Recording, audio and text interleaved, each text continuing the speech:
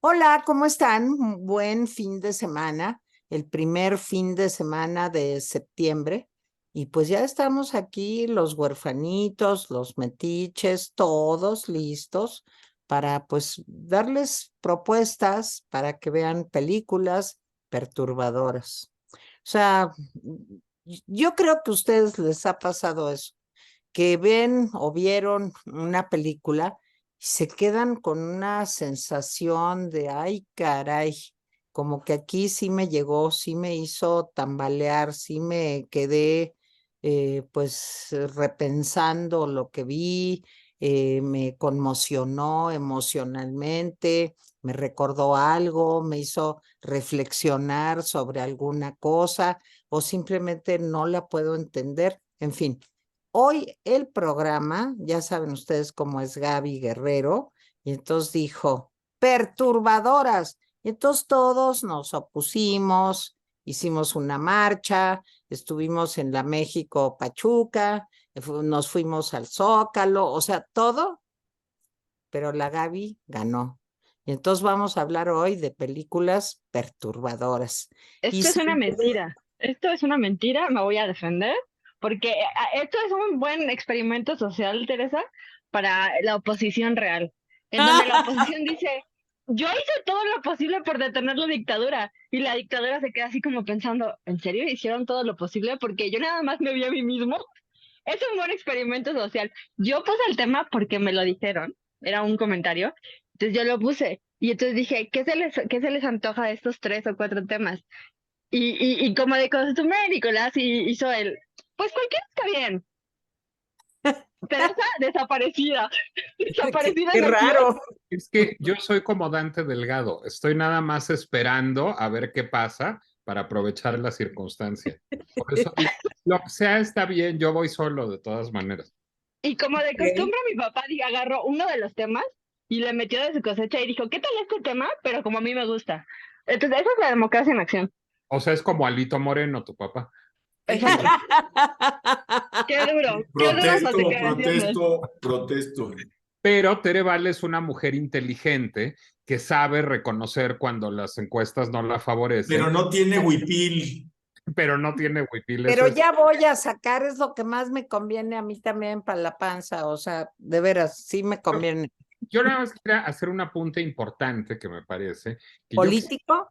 sí, político. Yo quisiera hacer una convocatoria a los astres de oposición de este país a que alguno le vaya a ajustar a los huipiles a Xóchitl Gálvez, porque sí, le quedan un poco grandes, entonces el problema que pretenden remediar sale peor. Yo soy un panzón que usa a veces camisas demasiado grandes y sabe que se ven mal, y tengo un sastre que les hace unas pincitas muy bonitas atrás, y entonces ya quedan ajustaditas y se ve uno menos panzón. Aquí a la vuelta, estimada precandidata, hay un sastre buenísimo de mi casa que le puede ayudar con sus huipiles. Ok. Espero que Xochitl Galvez vea el rincón del orfandad. No, pues yo creo que no se lo pierde. ¿Hay alguien que no ve el rincón de la orfandad? Exacto. No hay quien no vea el rincón de la orfandad. Pero bueno, está bien, pues digo, pasamos el recado. Pues a lo mejor sí, ¿verdad? Pues un fashion emergency o algo así, ¿no? Una aportación sartorial a su construcción de imagen. Ok, bueno, pues ya saludé a Gaby Guerrero. Gaby, no, ¿por qué no te dejas ver? Porque luego Nicolás Alvarado me regaña y me dice, ¿por qué hacen eso de que hablan y se ve la pantalla negra? Es Entonces, porque, cuando te lo diga, dile que es porque no me he terminado de arreglar. Disculparon ustedes, tuve una crisis, no sartorial, sino una crisis cortinil, porque quería bajar mis cortinas para lavarlas, y resulta que mis cortinas estaban clavadas a la pared, ok. y entonces Falta me de pasé la calidad. mañana arreglando esto. Oye, ¿y ¿Qué las rompiste? No, conseguimos desatornilladores, pero ¿cómo les explico que se necesitó 4 personas para hacerlo? Así como Ay, Derek Gaby. Jarman, así como Derek Jarman en los 80 filmó Blue, que es una película cuya pista de audio coexiste con distintas tonalidades de azul que van y vienen. Gaby está haciendo un experimento audiovisual en donde ella habla y lo que ustedes no ven es cómo van variando los tonos de negro mientras tanto. Y es a dos pantallas, es como de Greenaway la cosa, porque Jaime va variando los tonos de gris también. Entonces, Jaime tiene ahí a Goya comiéndose. ¿Quién es? Devorando a su hijo. Bueno, no sé, pero ahorita seguro nos va a decir. Jaime Guerrero, te saludo, ¿cómo estás? Aquí bien, defendiéndome los ataques alitenses, Cronos devorando a sus hijos, un cuadro Ándale. perfecto de Goya. Sí, terrible, ¿eh? Terrible. Es un cuadro perturbador también. Exacto. Y ya oyeron ustedes a Nicolás Alvarado. Nico, ¿cómo estás? Buenas tardes.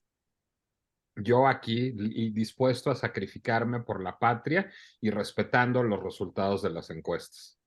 Ok, me parece, no, pues sí. Es que fíjense lo que nos falló. Habíamos pensado hacer una consulta, íbamos a poner mesas, pues por lo menos en la ciudad, ¿no? Habíamos pensado de las personas que nos ven, no sé, en Francia, en Suiza, sí nos ven, ¿eh? Eso sí es cierto, en Estados Unidos. Entonces dijimos, pues aunque sea ponemos una mesa y pues hacemos la consulta. Pero llegó Gaby y dijo, películas perturbadoras. Ahora, claro, lo niega, ¿verdad? Y dice que no, que es que toda la votación fue unánime y que todos querían que fuera películas perturbadoras y ya no pusimos las mesas, pero bueno, pues ahí para la próxima, ¿no, Gaby? Yo soy la voz del pueblo. No soy el video del pueblo, pero soy la voz del pueblo. Eso dice también el presidente, Gaby. Tú ya no te perteneces, Gaby, yo lo sé. Ya no me pertenezco, le pertenezco al rincón. Yo soy el rincón. Exacto, tú eres el rincón, exactamente. Muy Y bien. nos representas a todos. Exacto, yo soy mi Senado, mi Cámara de Diputados, mi presidente, mi pueblo, yo soy todo. Y tu No, corte. eres hasta la Suprema Corte de Justicia. También todo. Oigan, los veo muy politizados hoy, ¿eh? De veras, ustedes no Bueno, entienden. pues a ver, querían que habláramos de películas perturbadoras. Híjole, la que vimos esta semana sí estuvo de lo más perturbadora. Así es. No, bastante perturbadora. ¿Es de Pero bueno, terror? ¿quién quiere o puede empezar? ¿Quién quiere? Quien quieras, que tú digas. A Yo ver, no, Jaime, yo no. ¿tú empiezas, Jaime? Si quieres, sí. Va. Bueno, pues grita de una vez trampa. ¡Trampa! Aquí son puros tramposos. Así es. A ver, las películas que más, bueno, a mí las películas violentas me perturban mucho. No las de violencia plástica, como la de John Wick, por ejemplo, que de alguna manera sabes que lo que estás viendo pues, es ficción. O sea, le dan 3 tiros, le pegan en la cabeza 2 veces y John Wick regresa rengueando, pero vivo, y al otro día ya está como nuevo. No, esa violencia es una violencia simplemente, digamos, estética que no me perturba. A mí lo que me perturba es la violencia con tintes reales, aunque debe ser también por edades, porque yo de niño una película que me perturbó mucho fue, y no lo van a creer, una fue Bambi, porque mataban a la mamá, que se me Sí. hacía una idea estremecedora y horrible. Y la otra fue, pues, mi ida al cine, así como Teresa llevaba a Nicolás a ver películas que no debía ver. A mí mi mamá me llevó a ver una película que se llama De aquí a la eternidad. Sí, seguramente Teresa la vio, es con Burt Lancaster y Deborah Kerr, si no mal recuerdo. Por Sí, supuesto. ¿Y sabes también quién la vio? Nicolás, yo creo que la ha sí. visto varias. Yo Y a lo tenía, mejor hasta Gaby.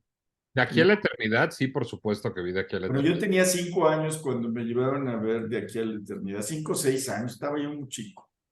Sí, y la A mí escena de la más playa me perturbó profundamente. la de la playa a mí también me perturbó Pero profundamente. la escena de la playa es lo mejor de la película. Seguramente, pero cuando estás muy chico dices, ¿qué pasa? ¿Por qué? ¿Por qué? En fin. No, a mí me Pero perturbó porque yo sí entendía qué pasaba. Ay, qué horror. Bueno, no es tiene más cierto. experiencia que yo cuando la vio.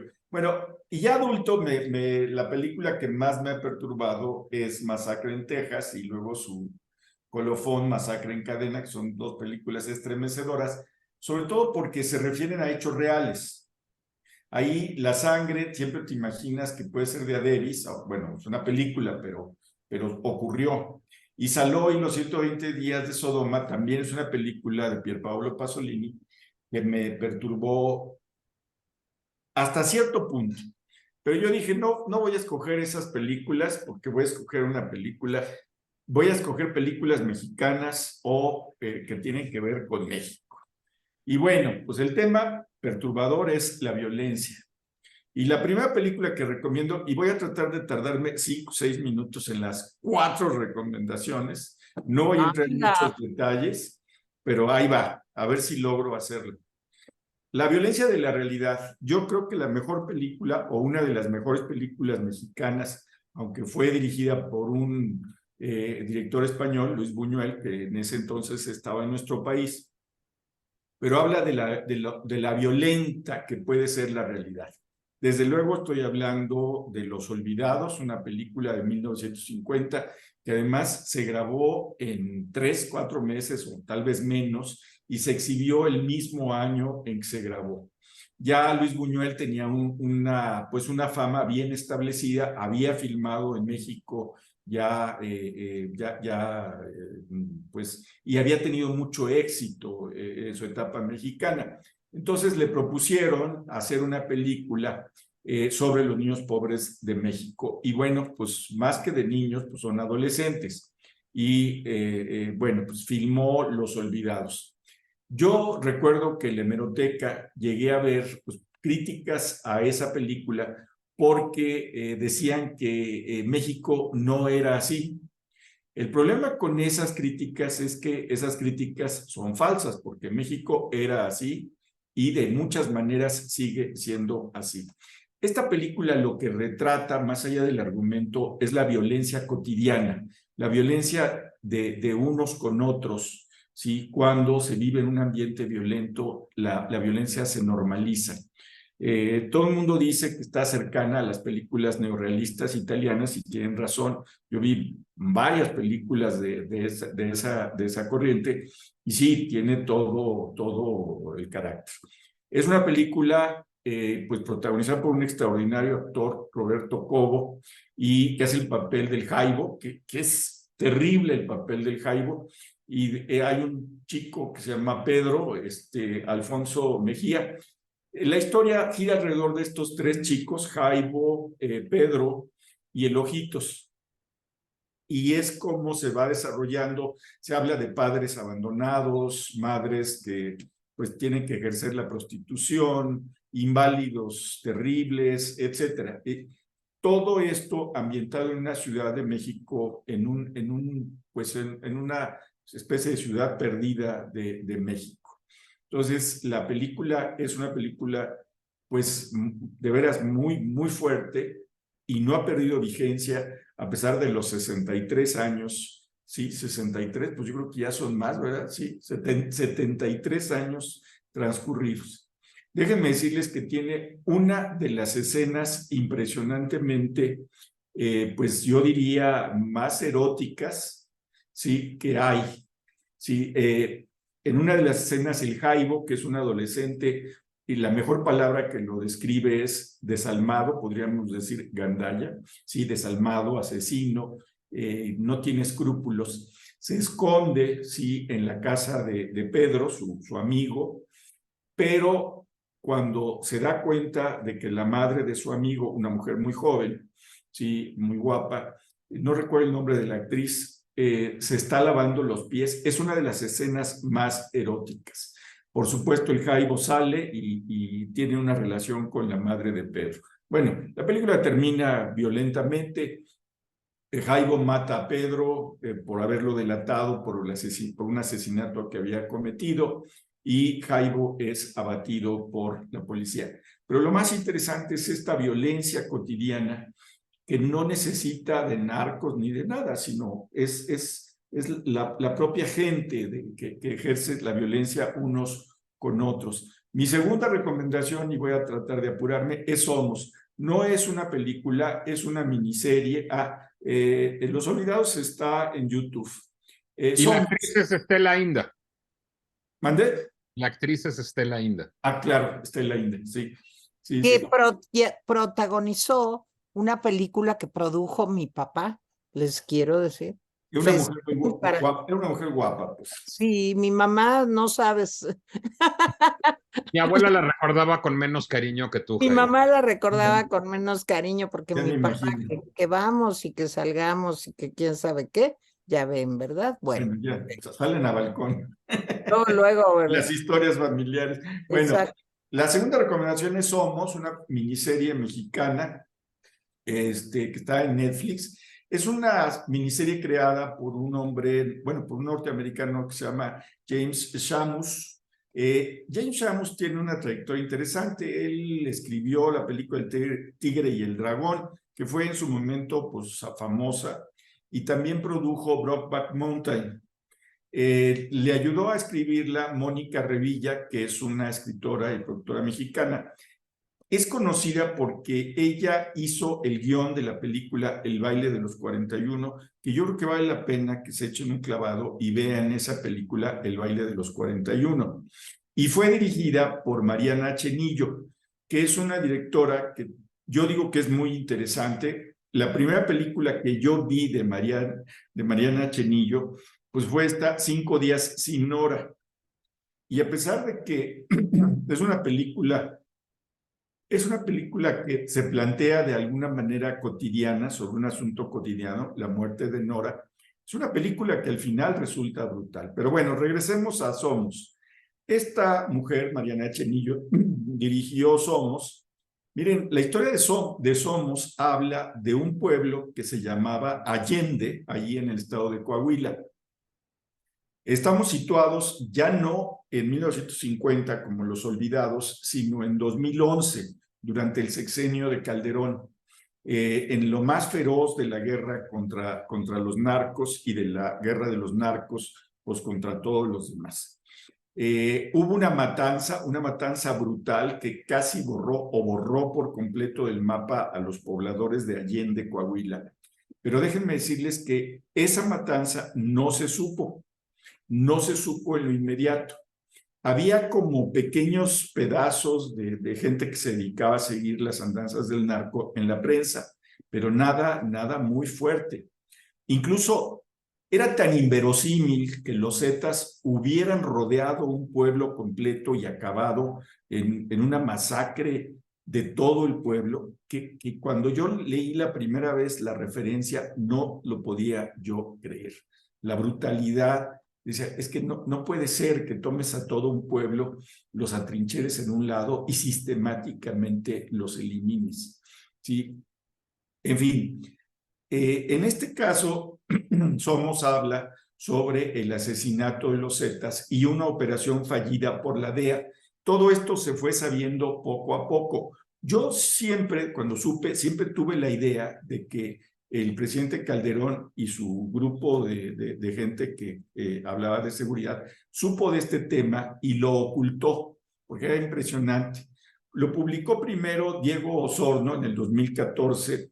Yo después lo leí, recuerdo que en el Milenio. En 2017, Ginger Thompson publicó un artículo en el que se basó la serie y en fin, bueno, pues es eso, la historia es esa, de veras vale la pena ver la miniserie, es una miniserie que te va articulando los personajes, que te va dando el día a día de los personajes de Allende allá, ¿sí? Y que va viendo cómo se entrelazan las estupideces de la DEA, ¿sí? Y cómo los narcos averiguan que están siendo vigilados y saben que alguien los está delatando.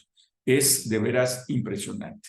La tercera recomendación es una película también que habla, pero esta ya no habla de la violencia del narco, sino la violencia que puede ejercer el pueblo bueno, y de eso tenemos muchos ejemplos. En algunas zonas del país, los linchamientos parece que prácticas comunes y corrientes. Yo, cuando trabajé en Morelos, pues supe de muy cerca de un linchamiento. Aquí en la Ciudad de México, ya saben, Marcelo Ebrard llegó tarde y lincharon a unos agentes federales, en fin. Pero yo me refiero a Canoa. Canoa es una película dirigida por Felipe Casals, que yo creo que no hay que presentar mucho las películas porque tiene una filmografía enorme. Es sobre unos trabajadores de la Universidad Autónoma de Puebla que van a hacer alpinismo, pero resulta que por el mal tiempo tienen que regresar a un pueblo que se llama San Miguel Canoa. Ahí en San Miguel Canoa, el cura asusa al pueblo creyendo que estos 4 son comunistas. Sin más preámbulo, les digo que los linchan, los asesinan. La historia se empezó igual a conocer poco a poco hasta que ya en los 70s, esto había sucedido en 68, en el auge del movimiento estudiantil, y cuando se empezó a conocer la historia, se conoció pues, lo que es un hecho vergonzoso, un asesinato, un linchamiento, la violencia del pueblo pues no tan bueno, ¿sí? Y ya nomás agrego que de Casals, pues digo, tiene reconocimientos nacionales e internacionales. Le dieron la Concha de Plata por Los motivos de luz. A mí me parece una película medio fallida, pero pues cada quien.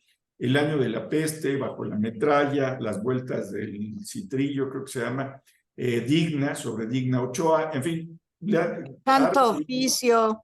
Sí, o sea, tiene muchas películas, entonces no. Y ya por último, una película que a mí me sorprendió, bueno, Los Olvidados y Canoa están en YouTube, ya dije que está en Netflix. Y esta película, que me parece que es la más nueva, que se llama Noche de Fuego, está también en YouTube, se la recomiendo mucho. Está dirigido por una directora salvadoreña mexicana, o sea, ella nació en El Salvador y ahora vive en México, Tatiana Hueso, ¿sí? Y está basada en una novela de una norteamericana que se llama Prayers for the Stolen, ¿sí? En fin, Tatiana Hueso ha dirigido algunas películas pues interesantes. El lugar más pequeño, que se refiere a su Salvador natal, habla de la violencia de El Salvador. Tempestad, que habla de la violencia en México, y esta Noche de Fuego, que habla también de la violencia en México. Pero aquí hablamos de la violencia de género, ¿sí? Ya no es la violencia del pueblo, la violencia de la pobreza y la realidad, ya no es la violencia narca, sino la violencia de género en plenitud. Habla de la historia de 3 chicas, de 3 niñas, bueno, jovencitas, a las que sus madres les cortan el cabello porque periódicamente los narcos llegan a las comunidades y a las chicas jóvenes se las llevan para hacerlas esclavas sexuales. Entonces, las mamás y los pocos papás que están ahí les cortan el cabello y las visten con ropas masculinas. ¿Para qué? Para que no las noten. Pero evidentemente cuando empiezan a crecer, pues ya no pueden ocultarlo. Entonces empiezan a hacer refugios, la película narra todo esto, empiezan a hacer refugios para que las niñas se puedan esconder, empiezan a borrar de las casas, porque los narcos entran, toda huella de que hay niñas ahí. Entonces, estas 3 chicas, Ana, Paula y María, están llegando a una adolescencia, llegando a una adolescencia conflictiva, porque ellas quieren salir, ver el mundo, ser como son, y los papás aterrados viven pues escondiéndolas. Hay en la película escenas donde un padre intenta resistir que se lleven a su hija y lo matan, entonces la mamá tiene que salir huyendo del pueblo porque también es amenazada. Me gustaría decir que esta es una violencia pues ficticia, pero es una violencia real. Cuando esto se denunció hace un par de años, el presidente tuvo, pues, ¿qué será? No sé cómo calificar, porque dijo que eso no era cierto y que sí era, pues que eran parte de cosas que, o sea, negó que esto pasara. Costumbres de usos. Sí, no, él se refería a otra cosa con usos y costumbres, al casamiento de niñas con adultos. No, en este caso, él negó que eso ocurriera en las comunidades, a pesar de que hay informes de la ONU y de organizaciones de derechos humanos. Las actuaciones de las 3 niñas, bueno, las 3 actrices que hacen de Ana, de Paula y de María son enormes. La película termina con el secuestro de una de ellas y las otras dos con sus familias huyendo del pueblo. Todas estas películas, las que mencioné al principio, desde Bambi hasta Noche de Fuego, son películas que a mí me han apabullado el corazón, pero yo les digo una cosa, si tienen ánimo y temple de acero, véanlas este fin de semana. Ya sé que Teresa no va a ver ni Bambi, pero esa es otra historia. Y ya. No, pues yo tengo muchos comentarios, pero le cedo la palabra a los huerfanitos. Nico. A ver, por partes. Bueno, Los Olvidados es una maravilla de película. A mí no me perturbó Los Olvidados, me pareció terriblemente cruda y opresiva y rara al mismo tiempo, porque tiene razón Jaime en que hay una inesperada influencia del neorrealismo italiano en Buñuel y Los Olvidados es una película, un registro, pues yo diría que muy raro y muy excepcional en el cine de Buñuel. Quizás tenga algún vaso comunicante con alguna película como El Profeta Mimí o como La Ilusión Viaja en Tranvía, pero es un Buñuel raro, es un universo, o sea, siendo de sus películas Es más un Buñuel negro totalmente. es un Buñuel negro, pero sí es de Buñuel y sí parece de Buñuel. Entonces, nadie la confundiría con una película de Sica o una película de Rossellini, porque de pronto tiene estos rompimientos, particularmente en las secuencias oníricas o en la creación de ciertas imágenes muy perturbadoras que pasan como un flashazo y que no son estrictamente realistas, que nos recuerdan que finalmente estamos viendo una película de Luis Buñuel. Es una película muy rara. Vale mucho la pena, además, no solo ver la película, sino vale la pena leer el texto que al respecto escribe Octavio Paz en defensa de Los Olvidados. Los Olvidados fue boicoteada por el gobierno mexicano en el Festival de Cannes. El gobierno mexicano quería impedir la exhibición y la participación de Los Olvidados en el Festival de Cannes. Y Octavio Paz escribió un texto extraordinario que está en algún lugar de las obras completas de Paz que ya olvidé, pero es muy fácil de identificar, y que Paz mismo y otros mexicanos se dedicaron a repartir como un panfleto en el Festival de Cannes. Y ese texto es un textazo y esa polémica que, entre otros, Emilio García Riera cuenta muy bien en varios libros y que Buñuel mismo cuenta en Mi Último Suspiro y que les cuenta a Claudio Isaac y a José de la Colina en el libro de entrevistas que tiene con ellos, es también un momento importante porque yo creo que pues pasa con Buñuel, pasa con Los Olvidados entonces lo que pasa con Los Olvidados hoy. México no es ese país y sí es ese país al mismo tiempo. Y eso es lo que más trabajo nos cuesta. Creo que no es, digamos, la solución binaria de si México es ese país o no, sino es que sean los dos al mismo tiempo. Y bueno, pues ese problema de desigualdad es un problema cuyas consecuencias seguimos padeciendo hacia la fecha quienes son sus víctimas y todos los demás también. Canoas de Felipe Castell es una película extraordinaria que a mí me perturbó, es así, mucho en la pues, infancia tardía. Esa no me la puso mi mamá, esa me la puso mi abuela, para ser exacto. ¡Qué horror! Encontramos una noche, yo creo que en Canal 4, y la vimos hasta altas horas de la noche. Es una película extraordinaria, Canoa, porque es una película sobre la intolerancia, además de manera muy importante, sobre la intolerancia y la intolerancia desde el mundo de lo religioso y desde el mundo de las comunidades semiurbanas, digamos. Les recomiendo mucho también la lectura de un extraordinario ensayo de Fernanda Solórzano, de mi querida amiga Fernanda Solórzano, que está en el sitio de The Criterion Collection. Canoa es una de las del puñado de películas mexicanas que han sido reconocidas con una edición especial de The Criterion Collection, esta colección de extraordinario cine de autor de todos los tiempos y lugares que se edita en Estados Unidos.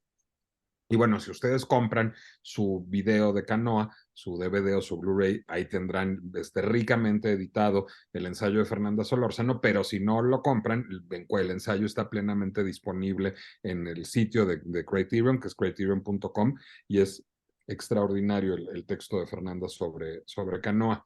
Yo no he visto Noche de Fuego, confieso que le he sacado, me da curiosidad y la debo ver.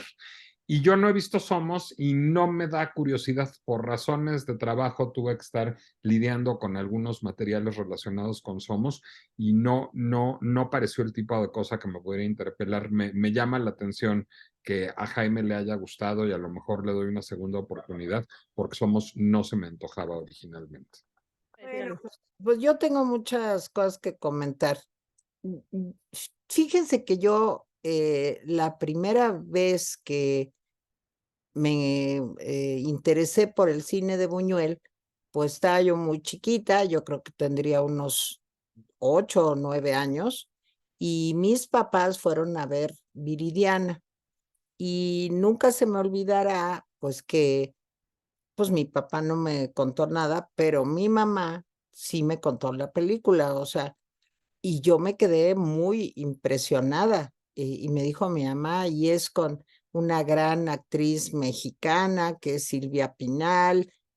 Mi mamá era como, pues evidentemente fan del cine mexicano. Y pues ahí quedó. Sí, la historia de Viridiana me pareció como muy extraña y pasó. Luego tuve oportunidad ya más grande de ver Viridiana y luego ya tuve oportunidad de ver Los Olvidados.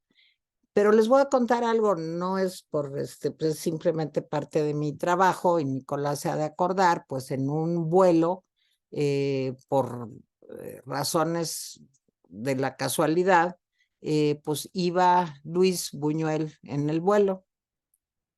Y mi mamá, que sabía quién era Luis Buñuel, me dijo, ¿por qué no lo entrevistas? Y entonces le dije, ay mamá, pero en el avión. Me dijo, sí, tú lánzate, pues total, ya ven por qué soy así, ¿verdad?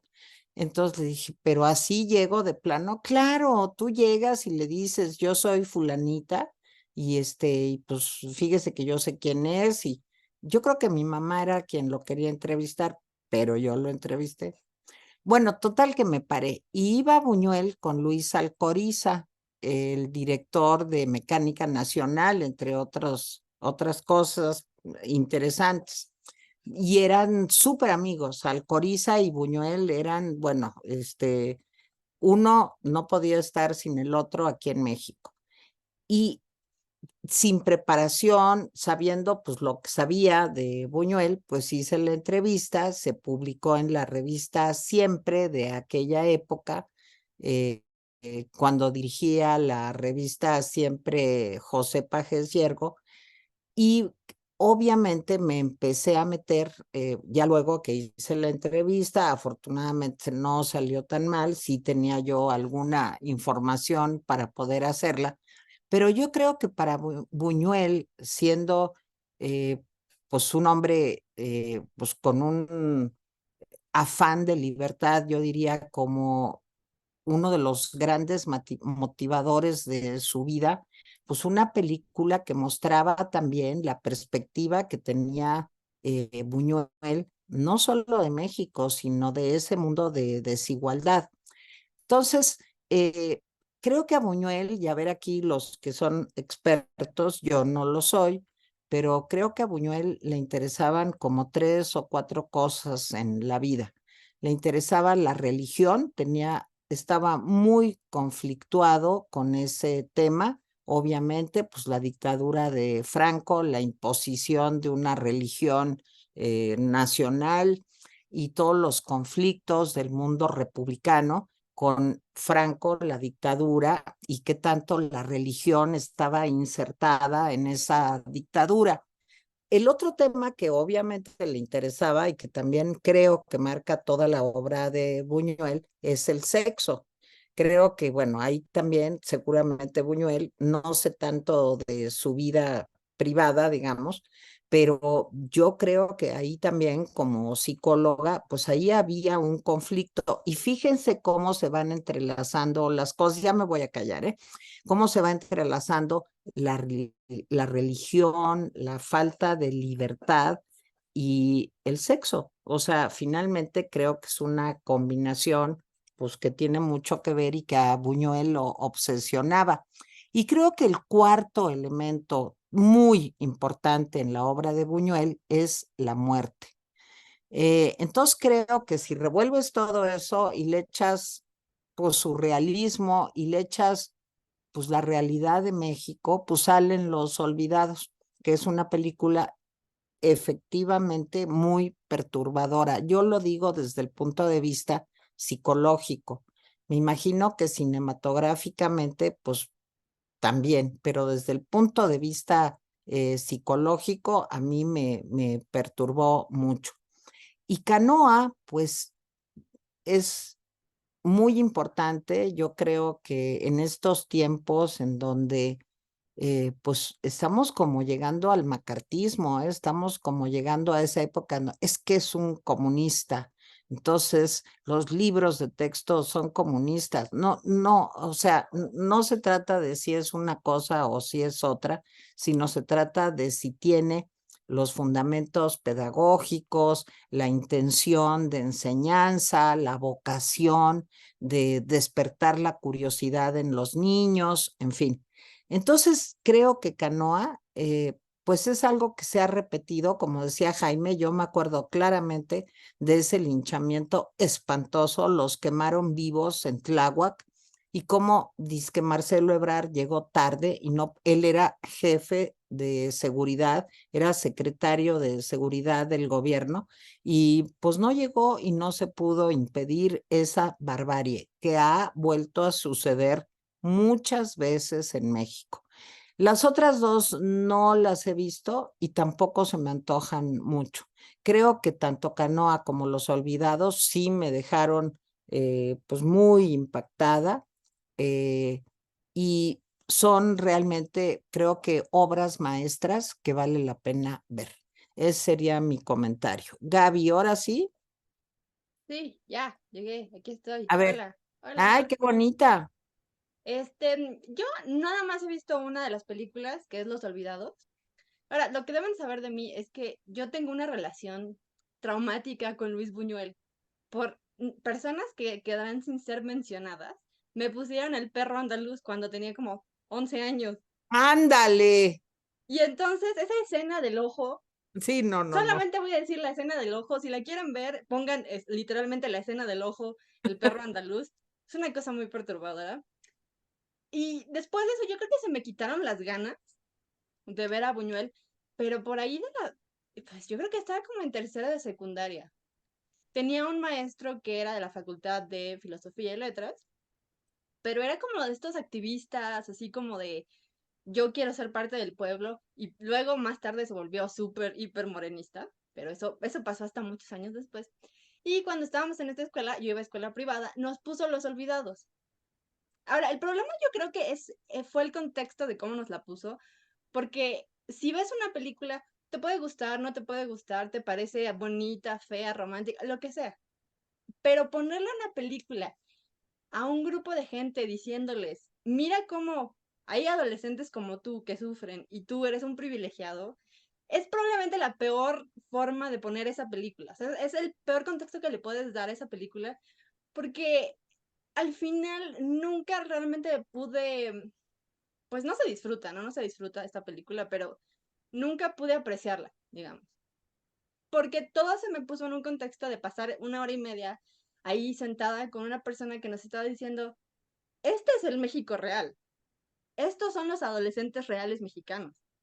Ustedes son unos privilegiados que tienen teléfonos celulares y tienen dinero y tienen carros y sus papás tienen trabajos y así. Pero este es el México real.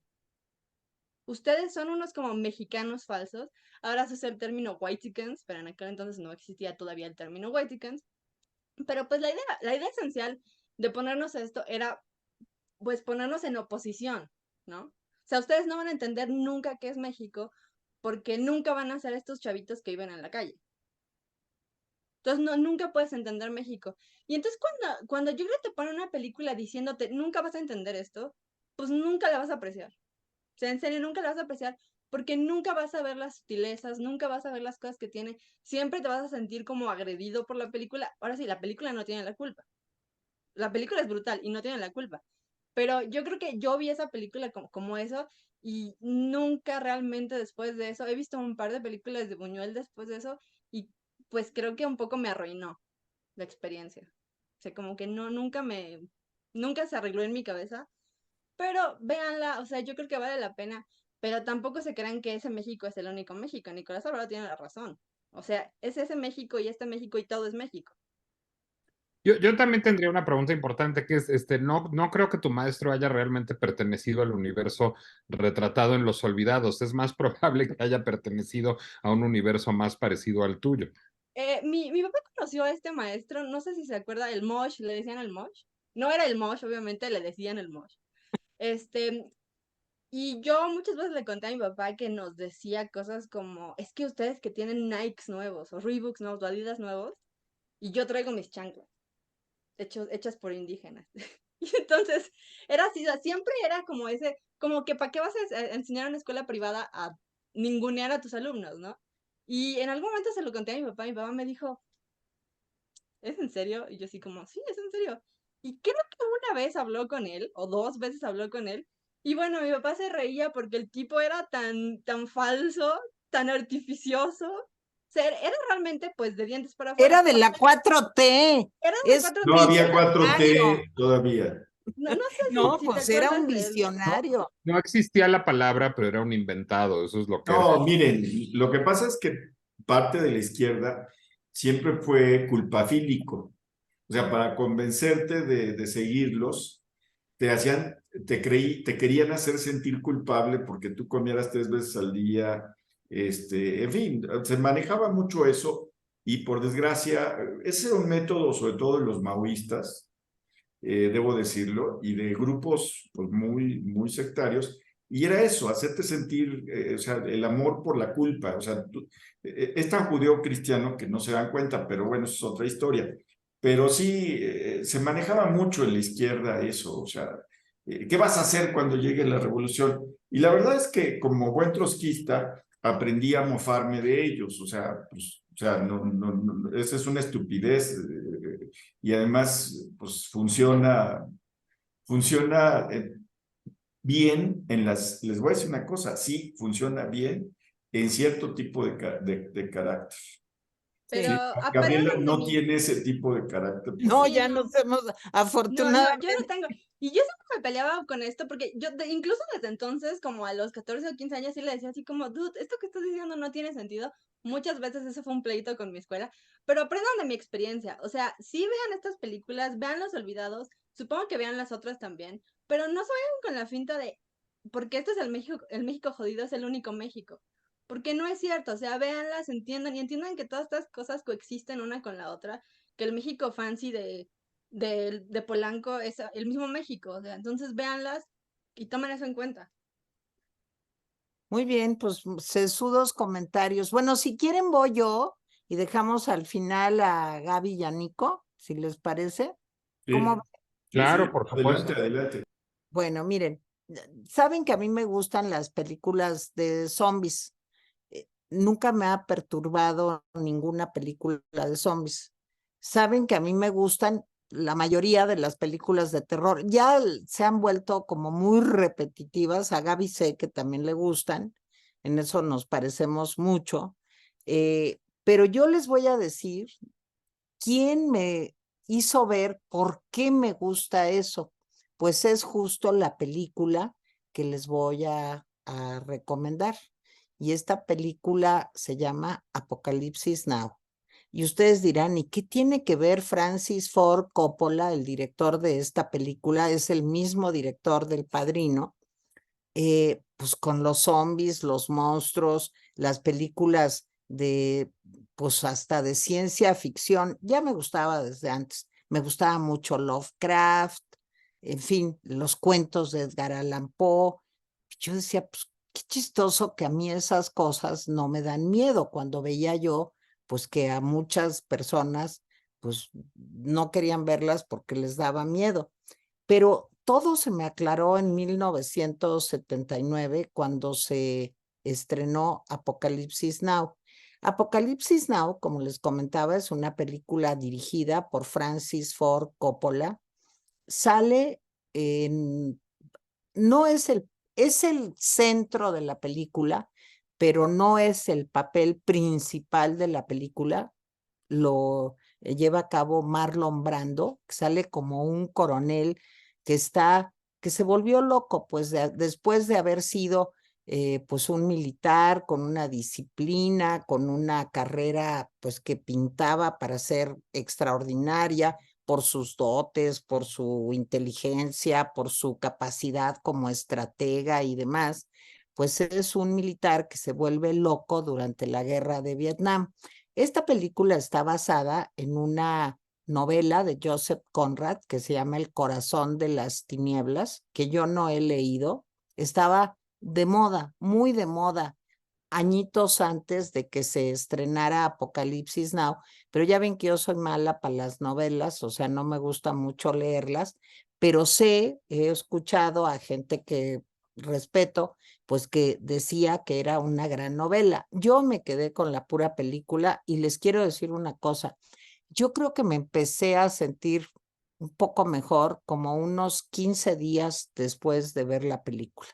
Es una película atroz que cuenta cómo se crea una misión que está encabezada por Martin Sheen, el papá de Dos hombres y medio, de Two and a Half Men, el papá de Charlie Sheen, Martin Sheen, que es un grandísimo actor, de verdad, que encabeza la misión de unos pues militares, de unos soldados estadounidenses, para ir a matar de plano a Marlon Brando, pues porque Marlon Brando se volvió loco y tiene un grupo que lo sigue y con el que hacen atrocidad y media en Vietnam.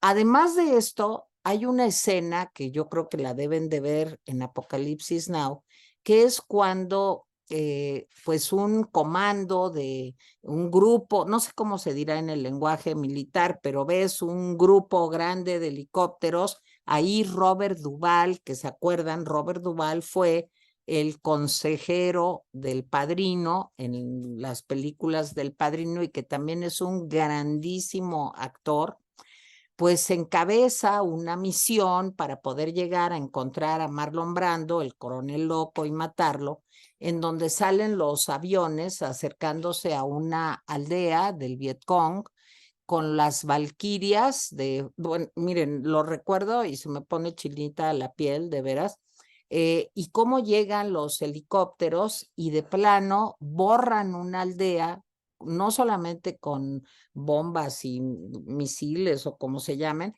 sino también les echan napalm, que como ustedes saben es un arma química que pues está prohibida ya afortunadamente por los convenios internacionales, porque hasta en la guerra pues hay reglas que se tienen que respetar. Bueno, esta escena es terrible. A lo mejor ustedes, los más grandes, recuerdan una fotografía que no recuerdo en qué revista salió, no sé si en Life, no me acuerdo, a ver si, sobre todo Jaime bueno, ya no me sorprende nada porque aquí tanto Gaby como Nico se acuerdan o saben cosas más o menos de la época de Jaime y mía. Y esa niña que fue bombardeada y que trae la ropa pegada al cuerpo, pegada a las llagas del cuerpo, y que corre por una carretera de Vietnam, pues fue una película que le dio la vuelta al mundo y que levantó el clamor, una foto, perdón, que levantó un clamor de desesperación de todos porque se acabara pues lo que estaba pasando ahí. Nomás les quiero decir para los que no sepan de la guerra de Vietnam, que es un asunto que comenzó Kennedy, que siguió Johnson y que realmente fue combatida y súper combatida pues por figuras incluso del cine. Yo recuerdo a una Jane Fonda, que en esa época era una mujer pues un poco más grande que yo, pero muy joven. Yo les quiero decir, cuando se estrenó Apocalipsis Now en 1979, pues yo ya estaba grandecita, yo tenía 29 años. Pongan que Jane Fonda, que ya era la actriz del momento espectacular, pues ella me lleva como 10 o 15 años, pero era una mujer que estaba realmente, pues, como en el esplendor de su carrera cinematográfica, y la recuerdo haciendo marchas, como muchos grandes actores que se oponían y muchos jóvenes que nos oponíamos. Claro, pues yo desde mi modesta trinchera en donde estaba, pues a que hubiera esa masacre. Para los que no saben, les cuento, pues la guerra de Vietnam fue una de las atrocidades más grandes que hubo, como muchas de las que ha hecho cuando a Estados Unidos le da por ser imperial, donde se mató a muchísima gente y en donde, claro, como siempre, perdieron la guerra. ¿Por qué? Pues porque el Vietcong ganó por una guerra de guerrillas contra la que no pudieron los helicópteros, el napalm, la artillería, nada. O sea, ganó el Vietcong. Bueno, la película es terrible y les voy a decir por qué me hizo entender las películas de los zombies. Porque me di cuenta que el horror, y es como el destilado que muchos analistas han dicho de la película y que yo hago mío, el horror y el terror no son monstruos, somos nosotros, los seres humanos, que somos capaces de convertirnos en monstruos, que no nos damos cuenta, pero que la degradación humana, una mezcla de ambición de poder, de falta de principios, de una ira, pues a lo mejor porque no encontramos respuestas a las cosas que nos preguntamos, pues llevan a los seres humanos a cometer las cosas más brutales, más espantosas contra otro ser humano. Y bueno, la película saca algunas frases de este texto de Joseph Conrad. Déjenme ver si la encuentro, porque es una frase que a mí desde que la oí, pues me espeluznó. Y ahorita la voy a encontrar, pero es algo así como el horror eh, está en todos. El horror está en tus amigos. Ahí es donde vive el terror. Y, pero de veras, si me dan chance un segundo, la encuentro porque no quiero dejar de comunicárselas, porque creo que oyendo esta frase, pues Ahí, perdón, pero en sí, el título de la novela corta o cuento largo, como quieras llamarlo, sí. está el sentido de la frase que buscas. El corazón en las tinieblas, pues es exactamente el sentido, ¿sí?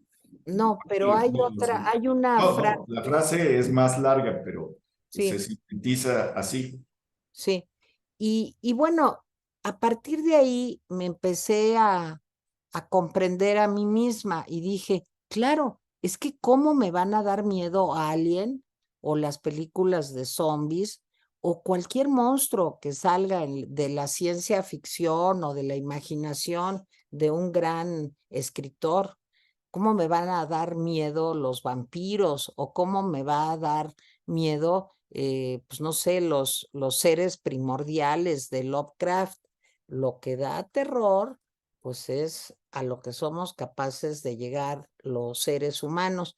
Y creo que esta película marcó mi vida, la marcó, pues a lo mejor más de lo que yo me he dado cuenta, pero al paso de pues toda una vida y de los años, pues creo que cada vez comprendo más, pues por qué me perturbó tanto esta película, porque creo que muestra, pues, lo que somos capaces de llegar a ser los seres humanos y cómo todas esas ideas de llevar la paz, fíjense, esto tiene mucho que ver con una discusión que hemos tenido en estos días de si el fin justifica los medios. Toda la película es el fin justifica los medios. Toda la película es, bueno, pero esta misión en donde nosotros vamos a masacrar gente, en donde nosotros vamos a eh, pisotear los derechos humanos, está bien, porque nosotros vamos a lograr el bien de todos, si matamos al coronel? Y no nos damos cuenta, pues, de que nunca el fin justifica los medios y que el camino a ese fin puede estar llenado de brutalidad, de violencia y de cosas espantosas. Y bueno, ya no encontré la frase ahorita, fíjense que la debería, porque yo me la sé, pero ahorita tratando de hablar rápido, pues ya no se las digo, pero en un momento se las digo a lo mejor para cerrar este espacio. Y lo que sí me acuerdo muy bien es que al final de la película, Martin Sheen termina diciendo el horror, el horror. Y ahí me quedo. Creo que es una película que deben ver. Para mí es la más grande, grandísima película de Francis Ford Coppola. Y aunque ustedes no lo crean, y quizás es lo único, en fin, agradable de la película, es que sale Harrison Ford. Bueno, pues no en un papel estelar, pero sale Harrison Ford. Bueno, pues ya, comentarios.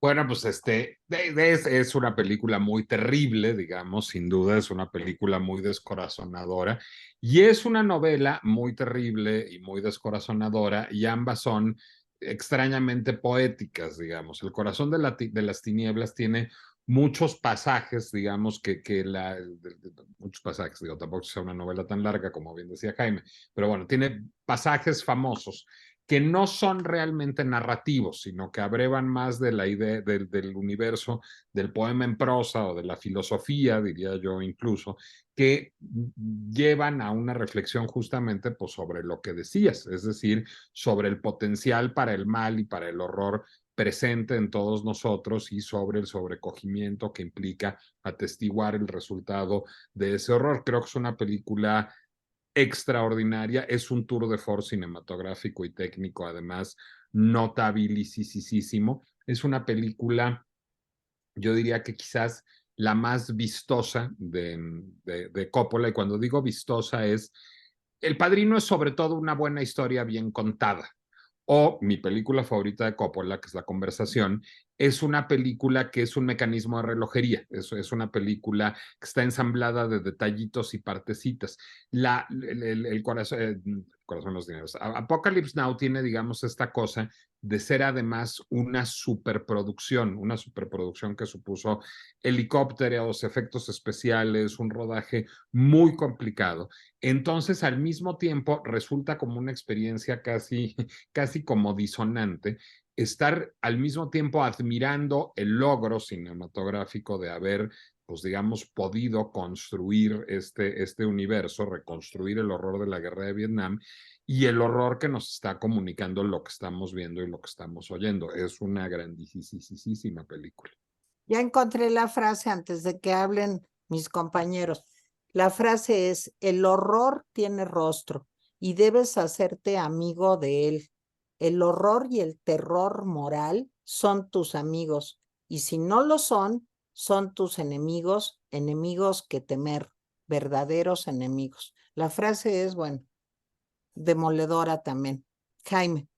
Y yo me acuerdo de otra frase de Conrad que me gusta más, que dice, no me gusta el trabajo como a ningún hombre le gusta, pero sí que aprecio lo que hay en el trabajo, que es la oportunidad de descubrirse uno mismo. Pero bueno, a ver, decía Coppola que no solamente se había basado en El corazón en las tinieblas o El corazón en la oscuridad, sino que también se había basado en la obra de Werner Herzog, Aguirre, La ira de Dios. Cuando se ve Aguirre, La ira de Dios, se da uno que es una producción mexicana, peruana y no sé qué más, ¿sí? O sea, hubo varios países que metieron ahí billete. Cuando se ve Aguirre, La ira de Dios, y se lee El corazón de las tinieblas y se ve Apocalipsis Now, el común denominador, y tú lo dijiste, y creo que hay que resaltarlo, es la facilidad con que los coloniales, los países imperialistas, se daban a sí mismos toda una serie de reglas para facilitarse y para explicarse la muerte, la agresión, el vasallaje, etcétera, etcétera. Que en general esa es una vieja costumbre que los europeos no terminan como demuestran la Francia actual, no terminan de abandonar. Entonces, esa parte hay que tenerla en cuenta. Hay muchas cosas que decir de la película. Los helicópteros que se ven en la película los prestó el ejército filipino porque se rodó en En Filipinas. Filipinas. Y este dato es importante porque las condiciones en las que se rodó eran muy difíciles. Sí, Martin Sheen estuvo a punto de morir de un ataque cardíaco y no había nadie que lo llevara al hospital, tuvo que irse en camión al hospital y aguantó. Y finalmente las escenas que él tenía que grabar mientras estaba en el hospital, las grabó su hermano, que era muy parecido a él. Por eso, si ustedes se acuerdan, hay escenas en donde no se ve Martin Sheen en su rostro, sino nada más la silueta y se oye la voz. Pues no era Martin Sheen, era su hermano, el tío de Charlie Sheen. ¿Sí? En fin, hay miles de anécdotas. Robert Duvall contaba en una entrevista que era un lío trabajar con Marlon Brando, que era una de las cosas más complicadas, y tuvo que trabajar en dos de las mejores películas del cine norteamericano, que es El Padrino y Apocalipsis Now. Sí, decía, alguien le preguntaba el entrevistador, oye, es que esos parlamentos que se aventaba Marlon Brando mirando hacia el cielo, y entonces le dice Robert Duvall, no miraba hacia el cielo, es que no se aprendían los parlamentos Marlon Brando y llegaba ebrio. Entonces todo pero era impresionante porque precisamente esa ebriedad le daba profundidad al personaje. O sea, teníamos que pegar en cartulinas grandes lo que iba a decir. Entonces, no sé si te acuerdas, Teresa, que hay escenas en donde está así sentado y está hablando así. Uno dice, pero qué raro, ¿no? Qué impresionante. No, espérame, uno dice qué gran actuación. Sí, claro, y lo que Qué pasa bárbaro, es que qué mirar hacia arriba. gestualidad, sí. Ahora, nomás déjame decirte con base en lo que comentas, Marlon Brando solo trabajó 3 semanas en la película Así y es. se llevó $1,000,000 por cada semana, ganó $3,000,000 y no se llevó en la película ningún Oscar a mejor actor de reparto, nada, ¿sí? Se llevó 2, pero fotografía, no sé. Es que hay una historia detrás, pero bueno, también Robert Duvall decía, tampoco hizo su tarea en El Padrino. Entonces, en las escenas en que nos está mirando amenazadoramente, lo que pasa es que nos poníamos, dice, los parlamentos en el pecho y estábamos de espalda para que él pudiera leerlo. En fin, esto lo dice Robert Duvall. James Caan también comentó que era muy complicado trabajar con Marlon Brando, que era pues impresionante, pero pues era, digamos, dificilón. Nada más déjame decirte que Joseph Conrad, polaco, llega a los 16 años a Reino Unido sin saber una gota de inglés. Y ahora es considerado, me recuerda un poco la historia de Andrés Enestrosa, tú sabes por qué, porque Andrés Enestrosa llega a la Ciudad de México sin saber una gota de español, y Andrés Enestrosa se convierte en uno de los mejores escritores mexicanos en español. Aunque él también nunca olvidó, pues tú y yo estuvimos en su casa algunas veces y él hablaba en su casa su lengua materna.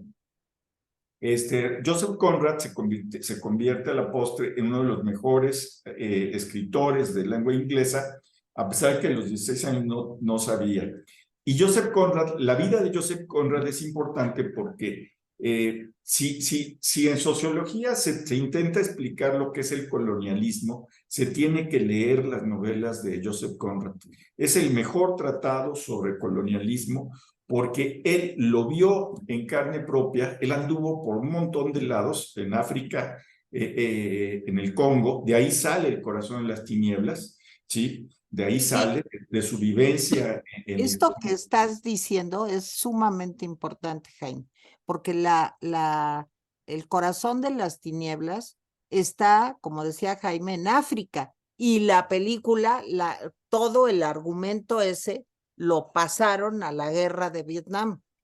Sí, y bueno, Aguirre, la ira de Dios, pues es otro colonialismo en otra parte del planeta, pero es básicamente la misma idea. En fin, es una película que no se pueden perder, de verdad es una película larga, porque es una película, recuerdo que es una película larga, es una película en la que hay que meterse. porque si no se meten, no la van a aguantar. O sea, tienen que estar de veras en una situación, pero yo la he visto 2 o 3 veces la película, y es Yo una no. película que no se pueden perder. De veras, Aguirre, La ira de Dios, también tienen que verla. Y lean El cuento del corazón en las tinieblas y vean, hay una biografía de Joseph Conrad, pero no me acuerdo de quién la escribió, yo la leí hace mucho. Teresa, que es buena para las biografías, No, eh, yo nunca la he leído. la biografía de Joseph Conrad es impresionante y vale y explica mucho. De él, pues está esta del corazón en las tinieblas, que es muy buena, pero no es, por supuesto, la única. Sí, hay muchísimas obras de Conrad, pero bueno, ya. Gaby, ¿la has visto? La he visto y la he visto varias veces, además. No sé Qué por qué me he bárbaro. torturado de esta forma, es porque no me quiero Sí. mucho. Pero, no, sí, la vi antes de leer el libro, yo vi la película antes de leer el libro. Obviamente este es un libro muy importante cuando estudias letras inglesas, o sea, es una cosa que realmente no te puedes perder. Ahora, interesantemente, Joseph Conrad, a pesar de que no era británico de nacimiento, no estaba en la sección de mis clases de escritores extranjeros que escriben en inglés, había una sección específica para eso, sino que estaba en estaba curiosamente, y no sé si sea sesgo del maestro, estaba en la sección de escritores imperialistas. Anda, bueno. Lo cual me parece que un poco perdía el punto de la novela, pero hubo una discusión interesante en aquel entonces. La leí, me gustó mucho, la volví a leer. De hecho, es una de mis novelas favoritas, de veras, no se la pueden perder, pero sí, a pesar de que no es larga, porque no es larga, me tomó más tiempo del que generalmente me tomaría una novela ese tiempo porque me tuve que tomar descansos. O sea, sí tuve que hacer descansos, sobre todo porque al tiempo que estaba leyendo esto, estaba leyendo pues no una novela, pues un libro de no de ficción acerca de Leopoldo, de Bélgica y el Congo. Y si saben algo de Leopoldo de Bélgica y el Oh, Congo, sí. es una historia brutal, no se los voy a contar, pero es una historia brutal. Entonces me tomó mucho tiempo leerla, pero hubo una discusión interesante en la que, precisamente porque estaba en libros imperialistas, cuando la leímos se entendía que Joseph Conrad era parte como de este mismo segmento que Rudyard Kipling, por ejemplo. Rudyard Kipling fue el hombre que escribió el libro de la selva. Y pues si me disculpan, no son nada parecidos. Los autores no son nada parecidos. Me ha parecido un error siempre. Pero una persona en la clase dijo que le parecía hay un término en inglés que se llama, ay, ¿cómo es white facing, white erasing, donde lo que dicen es que básicamente tomas una cosa que tenga personajes de color y borras a los personajes de color y los reemplazas con personajes blancos. Esta persona que era un estudiante estaba diciendo que eso era lo que había pasado con Apocalypse Now. O sea, que el mismo hecho de que habían movido de África a la guerra de Vietnam esta historia, pues era un movimiento imperialista de los gringos, que estaban diciendo, pues como no entienden el contexto de África, pues por eso lo movieron al contexto de Vietnam. No estoy de acuerdo. O sea, francamente no estoy de acuerdo. Yo creo que el problema es que si no hubiera sido la guerra de Vietnam, que los gringos la tienen metida y traumatizada y todavía la hablan y la dicen y hacen películas y la mencionan todo el tiempo, yo creo que no hubiera tenido tanto éxito. O sea, si de veras hubieran hecho una adaptación exacta de la novela El corazón de las tinieblas en África, con ese contexto africano, y la hubieran pasado a Apocalypse Now, yo creo que no hubiera tenido tanto éxito. O sea, yo creo que se les hubiera perdido mucho a los gringos las sutilezas de la guerra y los horrores de la guerra. Porque creo que un poco, y sí lo voy a decir y Nicolás se va a desmayar, yo creo que un poco sí, los gringos tienen un problema con entender el contexto africano. Con todas sus películas, o sea, como que lo intentan entender y no pueden, y realmente no han podido, no son capaces de como producir algo que sea crítico del imperialismo británico. Como que recuerdan el imperialismo británico y piensan en cosas como Downton Abbey, cosas así como, No, Lawrence de Arabia, Lawrence de ajá, Arabia. como cosas muy bonitas y realmente ya cuando uno se mete a la historia del imperialismo británico, digo, los británicos ahora sí que no le piden nada a nadie, eran brutales, o sea, pero brutales. Entonces yo creo que sí tiene mucho, o sea, qué bueno que quien sea que decidió que fuera la guerra de Vietnam, qué bueno que eligió ese contexto, porque permitió que fuera una cosa más comunicable, como a un público más amplio. De acuerdo. Pero no, o sea, no se olviden también de leer la novela, o sea, la novela tiene muchas cosas que no tiene la película. O sea, muchos detallitos del imperialismo británico que ahí están y que Joseph Conrad, a pesar de que eventualmente creo que consiguió la ciudadanía británica, Sí, creo que sí, sí, sí. él era muy crítico del imperialismo británico y hay que recordar que pues Joseph Conrad era polaco. O sea, él no venía de un imperio, él venía de los conquistados. O sea, Polonia Sí, claro. es de los conquistados. Entonces, él tenía una cosa, a pesar de que era blanco y a pesar de que pues digamos, era más aceptable que una persona de color, que un nativo americano, que un negro, que todas estas personas que vivían en el Imperio Británico, pero no eran blancas, él mismo se sentía más identificado con estas personas de color que con las personas blancas, porque él era una persona que venía pues, de los conquistados, ¿no? De los conquistadores. Y él, de hecho, tuvo mucho ese problema, en donde decía, pues sí, me parezco físicamente a los conquistadores, pero adentro yo no soy el conquistador. Y ese fue un problema que tuvo mucho y de hecho escribió acerca de eso. Lean también acerca de la crisis de identidad de Joseph Conrad, es muy interesante. Muy bien, pues qué buenos comentarios. Nico, ni por alusiones te contestó, Gaby. Es que Oye, nomás decirte de la aproveché para niña, hacer pipí, disculparán. no, nomás para decirte de la niña es Fanti Kimpuk, la niña de la foto que corre desnuda, etcétera. Déjame decirte que sobrevivió a sus quemaduras. El fotógrafo que tomó de Associated Press, que tomó la foto, después ayudó a los niños que venían corriendo hacia él y pues esta niña se salvó. Ahora es pues, una señora, pues digamos, tranquila, pues o sea, sobrevivió a ese horror y ya. ¿Qué me Y no decía sé, Gaby para responder por alusiones? Perdónenme, pero es que ya a mi edad la vejiga manda. a ver, Gaby, pues brevemente dile lo que Estaba decías. hablando del whitewashing de Hollywood. ¿Con respecto a qué?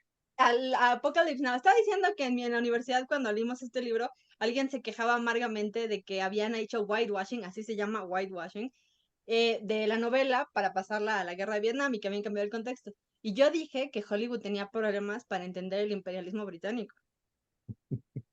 Y entonces dije, a Nicolás se va a desmayar cuando escuche eso, pero me mantengo. No, a ver, yo estaría de acuerdo en que Hollywood tiene problemas para tener el imperialismo británico, bueno, pues, y el Reino Unido también. La muestra paradigmática de eso es James Bond. Es decir, pues cada vez que dice James Bond for England, pues, y for England dice específicamente, no for Britain, por cierto, bueno, pues queda claro que hay un canto al imperialismo británico. Eso es bastante evidente.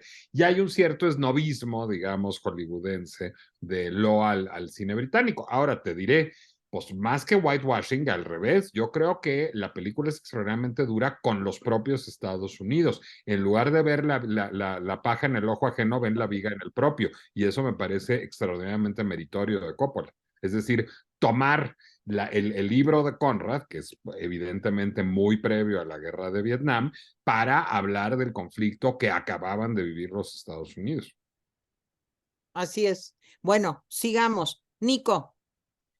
Bueno, pues yo no quise, definitivamente no quise hablar de Saló, los 120 días de Sodoma de Pierpaolo Pasolini, porque con esa película ya hemos molestado mucho a Gaby Guerrero, y no es que quiera yo no molestarla, pero quiero encontrar más maneras de molestarla, no siempre la misma, porque es un poco aburrido molestarla con Pasolini. No quería hablar de películas que no he visto y que suenan muy perturbadoras. Alguna vez aquí se habló de una película espantosa de que hacen experimentos conectando un médico, un científico loco que le conecta la boca a seres humanos al recto de otras personas para hacer Ay, un bueno. cien pies humano. O sea, eso no lo vi y no me gustó. No me acuerdo, creo que se llama El Cien Pies Humano justamente la película. Entonces, pues no puedo comentar cosas que no he visto. Yo vi Y esa y hay más película. de una película de esas. Déjenme decirles nada más por alusión a los 100 pies. Yo he visto esas películas, son 3, by the way, son 3. Y la primera nada más son 3 personas en el 100 pies humano. No les voy a explicar cómo porque creo que queda muy claro y no quiero ponerme muy gráfica. Pero la última están en una cárcel de Texas y son todos los prisioneros hechos en un 100 pies humano así muy largo, todos Ah, con pero su... esa es de Bukele, ¿no? Es de Bukele. Muy perturbador que digas Hombre. eso. Pero te voy a decir algo, tiene mucho de eso, sí, tiene mucho de eso, porque de hecho es una crítica a cómo el sistema penitenciario de Estados Unidos es demasiado duro, demasiado duro y demasiado, pues, perturbador.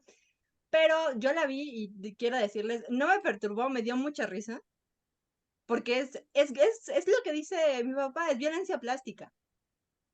O sea, no es Yo, una violencia real, no me imagino que pase en la vida real. Y si yo pasa, no me cuenten. Yo voy a decir que a mí no me perturba realmente la violencia, ni plástica ni no plástica. Es decir, pues me puede parecer que qué violento y que qué terrible y que qué barbaridad y ya, pero no me deja, o sea, pues, en fin, yo después de ver Saló, dije, hombre, qué película tan osada, qué película tan terrible, qué película tan delirante, qué cosas tan espantosas se hacen los seres humanos, pero es casi una caricatura, Saló finalmente, es decir, es Pasolini siendo extremo y utilizando al Marqués de Sade para condenar el fascismo. A mí no me perturba eso, a mí me perturban cosas que no tienen que ver ni con la sangre, ni con los fluidos humanos, ni con los golpes, ni con los gritos, sino me preocupan pues cosas que tienen que ver con nuestra percepción de la realidad, con nuestra percepción del entorno. Y después de mucho pensar, llegué a la conclusión de que la película que a mí más me ha perturbado en la historia y en donde pues no se ve una gota de sangre en toda la película, es Blow Up de Michelangelo Antonioni. Y Michelangelo Antonioni es uno de mis cineastas favoritos y probablemente es el cineasta que más me perturba en la historia del cine. Blow Up fue la primera película suya que vi. Es una película de 1966, estelarizada por David Hemmings, Vanessa Redgrave, Sarah Miles, Jane Birkin, y es una película que uno no pensaría cuando la empieza a ver que va a ser una película tremendamente perturbadora. Michelangelo Antonioni, para entonces, era un cineasta hiper consagrado, ya mucho tiempo picando piedra en el cine italiano, haciendo buenas películas, pero acababa de completar su tetralogía que lo lanzara a la fama, es decir, acaba de filmar La Aventura, La Noche, L'Eclisse y Desierto Rojo. La Aventura, La Noche, El Eclipse y Desierto Rojo, que es como su trilogía más uno o tetralogía. Desierto Rojo es una película un poquito distinta de las otras tres, tendrá esa color, sobre la alienación y la incomunicación, que eran temas que estaban muy de moda en la primera mitad de los años 60. Ahora bien, la tetralogía de la alienación, que es extraordinaria, y El Eclipse es una de mis películas favoritas, etcétera. Sin embargo, son películas que a mí me hacen, digamos, pensar racionalmente en el tema de la incomunicación y de la imposibilidad de conectar con el otro, pero no me perturban emocionalmente. Pues yo puedo, de hecho, yo acabo de presentar El Eclipse en un cineclub y puedo analizarla desde la perspectiva arquitectónica y urbanística, porque hay una posible lectura arquitectónica y urbanística del Eclipse, y estar muy tranquilo y muy contento. Blow Up es una película que diría tiene un calado mayor. En 1966, a partir del éxito de esta tetralogía, Antonioni es invitado por la rama británica de la Metro Goldwyn Mayer a pues incursionar en el cine en inglés con una segunda trilogía, o lo que terminará siendo una segunda trilogía a la postre, que serán Blow Up, Zabriskie Point y El Pasajero. Solo Blow Up será curiosamente un éxito de todas estas películas, y creo que tiene que ver más con el escándalo alrededor de el primer topless femenino en una película mainstream en la historia, que es el de Vanessa Redgrave en esta película, pero eso tampoco es lo perturbador, y ni siquiera es una película particularmente erótica, aunque tiene un par de escenas de sexo. Es una película que empieza como si fuera una película sobre, pues digamos, el swinging London de los años 60. Londres en 1966 era el epicentro de la moda, del arte moderno, de la arquitectura moderna, de las artes escénicas, es decir, era una ciudad muy activa culturalmente. Y lo primero que vemos es, bueno, la película abre primero con una secuencia de créditos con música de Herbie Hancock. Ya hemos mencionado aquí, Tere Vale y yo, la música de Herbie Hancock de Blow Up, que es extraordinaria. Y de pronto vemos una plaza rabiosamente moderna. Es una plaza que existe a la fecha, que es la plaza en donde se erige el edificio de la revista The Economist Plaza, un clásico de la arquitectura brutalista de los arquitectos Allison y Peter Smithson, que estaban súper de moda en aquella época. Y vemos un coche convertible que pasa y está pues poblado por mimos que están todos vestidos igual. En aquella época estaba muy de moda Marcel Marceau, estaba muy de moda Lindsay Kemp, digamos, la mímica era como pues parte de la vanguardia escénica de aquella época, y están como muy contentos y un poco sobreexcitados, exaltados, en una actitud pues digamos como festiva, pero un poco delirante, y esa es la primera imagen con la que nos confronta Antonioni. Y después vemos a David Hemmings y la película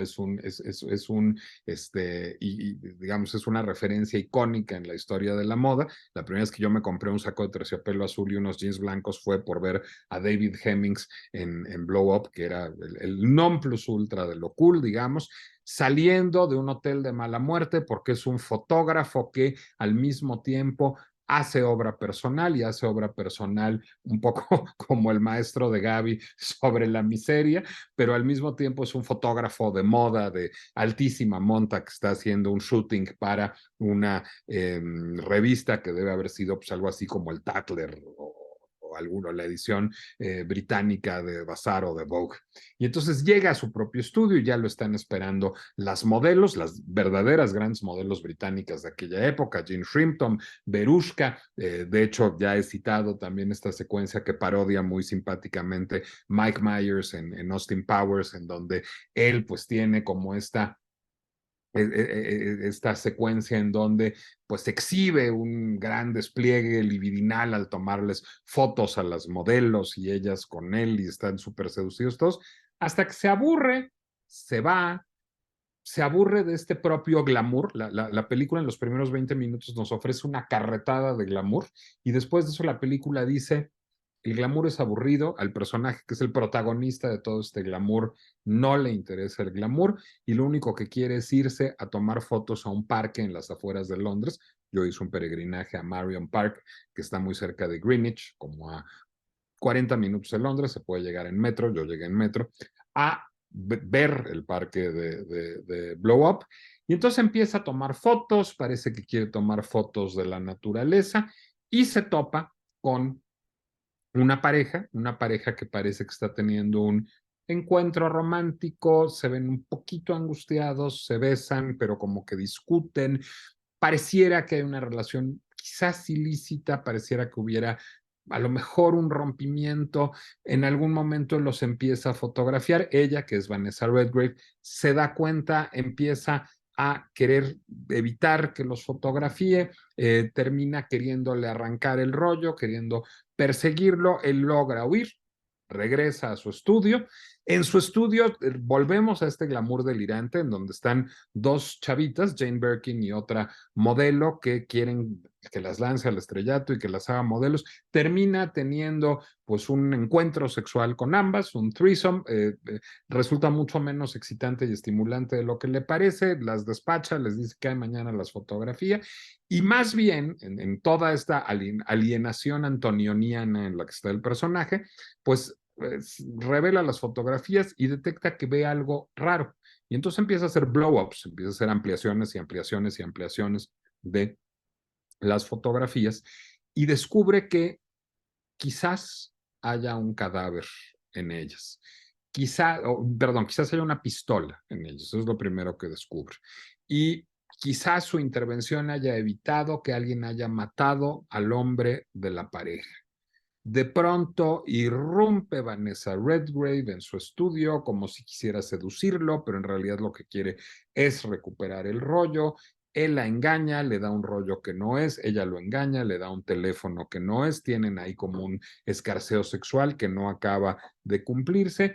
Él queda más intrigado por la visita de ella, sigue analizando las fotografías y descubre ahí que podría haber un cadáver. Se las voy a spoiler, porque esta película no se puede hablar de ella sin spoilearla, y es lo de menos que se las spoile. Regresa al parque y ve el cadáver, pero no lleva la cámara, no hay un testigo, va a buscar a un amigo para que sea el testigo, termina por azares del destino del Swinging London en un concierto de rock de los Yardbirds y luego en una fiesta muy rumbosa, muy glamorosa, donde se vuelve a encontrar a Verushka, donde todo el mundo está fumando.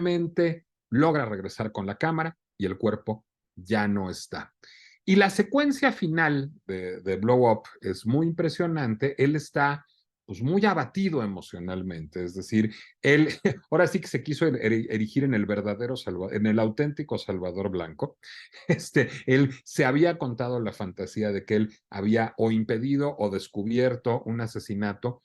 El cuerpo ya no está y él no sabe si es que él imaginó todo esto o si retiraron el cuerpo y no hubo ningún, digamos, dispositivo de simbolización, llamárase la cámara o un testigo, para saber cuál es la realidad. Y de pronto los mimos que están en la primera secuencia de la película aparecen jugando un partido de tenis en mímica.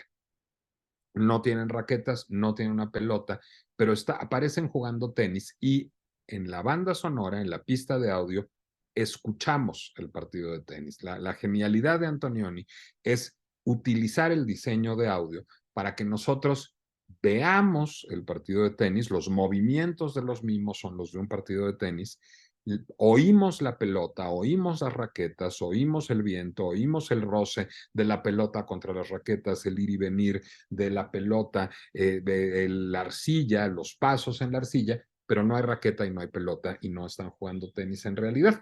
Pero en algún momento los mimos hacen amago de haber volado de la pelota, de haberla mandado más allá de la cancha y hacen amago de pedirle a David Hemmings que se las devuelva, por favor.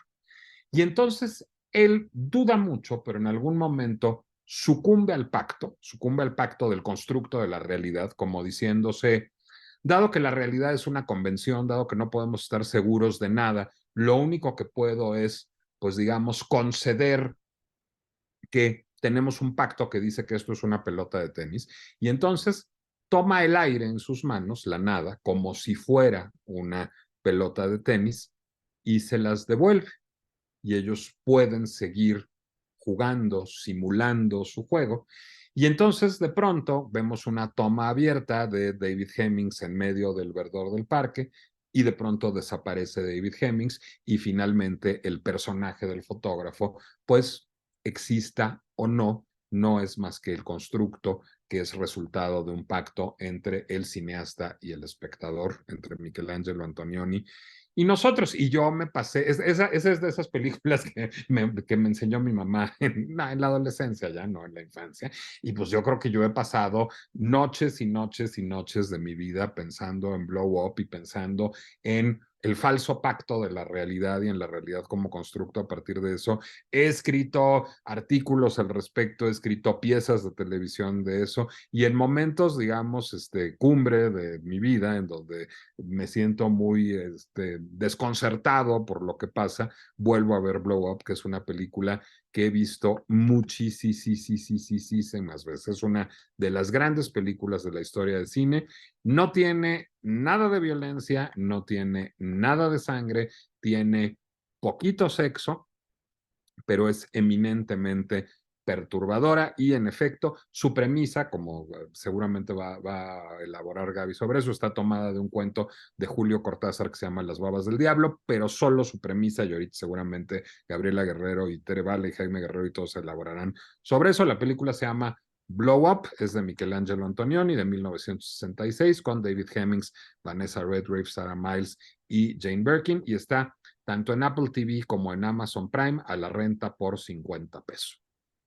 Bueno, pues vámonos rápido. Jaime, ¿algún comentario? Jaime ha quedado demudado como queda uno con... Aquí ya está. Gabriela, ¿no quieres ir primero para que hable sobre Sí, la... pero es que ya nos tenemos que ir muy rápido. bueno. No, ve tú. Bueno, si nos tenemos que ir muy rápido, yo diré que es una película que vale la pena ver. Comparto las opiniones de Nicolás. Solamente debo decir una cosa interesante. La literatura se adelanta normalmente a la ciencia, así lo debo decir, porque en efecto la película tiene varios finales que todos son viables, o sea, se lo imaginó, no se lo imaginó, se lo escondieron, etcétera. Y hasta la fecha, o sea, el debate sigue. Pero déjenme decirles que también el constructo de la realidad o la simulación, pues ya en física cuántica ya hay incluso te dicen 5 maneras de descubrir si vivimos en una simulación. Y entonces ahí es donde todo empieza a decir, pues los escritores ya lo habían visto decenas de años atrás. Entonces, véanla, es una película, véanla y después vean, hay unos videos muy interesantes en YouTube que se llama Maneras de descubrir si vivimos en una simulación y van a ver que la literatura y el cine se adelantaron a la física cuántica. Y ya, Sí, y yo termino con esto y le doy la palabra a Gaby para oír su recomendación. Es una de mis películas favoritas, Nicolás lo sabe. Fue la primera película que en la carrera de psicología nos dejaron para analizarla desde el punto de vista psicológico. Daría la película para hacer un programa entero sobre Blow Up y me adhiero a todo lo que ha dicho Nicolás y en fin, yo discutiría con Jaime lo de la literatura, se adelanta eso, pues en ese caso se adelantó la filosofía, yo creo, pero bueno, es otra discusión que ahorita no tenemos tiempo, pero Gaby, vas y vas con tus propuestas. Oh, por Dios, no puedo prender mi video, esperen. No, Una no, tragedia no sucede. Aquí estoy, ya. Es Ya que me no defiendo. eres real, eres un constructo exacto. resultado de un Soy un pacto del constructo. público con Es un nosotros. holograma. Ay, ojalá. No, pero a ver, me apuraré, correré. Tengo dos, así que voy a hacer trampa, pero va a ser una trampa súper rápida. Voy de lo ¡Trampa! menos ¡Va a ser perturbador. trampa! Voy de lo menos perturbador a lo más perturbador. Y es bastante perturbadora. Una película francesa que se llama Mártires. Está dirigida por Pascal Laugier. Pascal Laugier es un director francés que generalmente se dedica a esto de violencia gráfica. Solamente hizo una película con Hollywood, no le gustó. Fue una con Jessica Biel, una película de terror que no le gustó. Pero Mártires es particularmente cruenta y terrible. Realmente es muy sencilla, un culto de personas, y este culto de personas se indica que realmente ha estado ahí incluso antes del cristianismo, se dedica a crear mártires. Ahora, mártires me refiero a mártires no en el sentido judeocristiano, sino mártires como en el sentido griego, mártires en el antiguo griego quería decir testigo. Entonces se dedican a crear estos testigos de la nunca dicen realmente de la gracia divina ni de la cara de Dios, aunque eso ciertamente es lo que se intuye, sino que son unos testigos, digamos, de la creación, de la verdad de la creación, de lo profundo, de las verdades cósmicas, de lo que ustedes quieran, y se han dado cuenta que crear a estos testigos requiere dolor, y las personas que más pueden tomar dolor son las mujeres, específicamente las mujeres jóvenes. Entonces se dedican a secuestrar niñas y mujeres y torturarlas brutalmente, brutalmente. Sí se ve la tortura, así que ahí les va el disclaimer, sí se ve la tortura y aquí voy a decirles exactamente qué tipo de tortura.